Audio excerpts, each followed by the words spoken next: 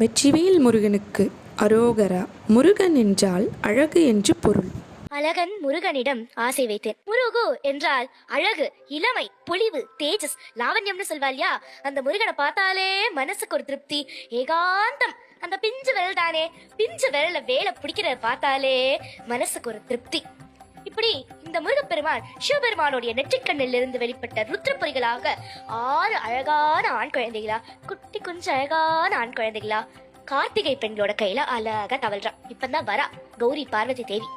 பார்த்தா அவளுக்கு ஒரே கன்ஃபியூஷன் வந்துட்டான். ஏன்னா 6 குழந்தைகளும் அவ்வளவு அழகா. ஒரு குழந்தைக்கோ கருவண்டு கண்ணழகு, இன்னொரு குழந்தைக்கோ கண்ணாடி கண்ணமழகு, அதன் அருகே இருந்த குழந்தைக்கோ தேன்வடியும் வாயழகு, அதுக்கு பக்கத்துல இருந்த குழந்தைக்கோ முல்லைப்பூ வரலழகு, அதன் அருகே இருந்த குழந்தைக்கோ தாமரைப்பூ பாதமழகு, அதுக்கு பக்கத்துல இருந்த குழந்தைக்கோ சுருள்மேக கேசமழகு. ஆஹா, அதுதானே முருகனுக்கு அடையாளம். இப்படி இந்த முருகன் அழகன் மட்டும் இல்ல, வள்ளலும் கூட. அதனால்தான் இந்த பாட்டுல 12 கண்ணழகை பார்த்திருந்த பெண்ணழகை வள்ளல் தான் ஆள வந்தான், பெண்மையை வாழ வைத்தான் அப்படின்னு எடுத்திருக்கான்.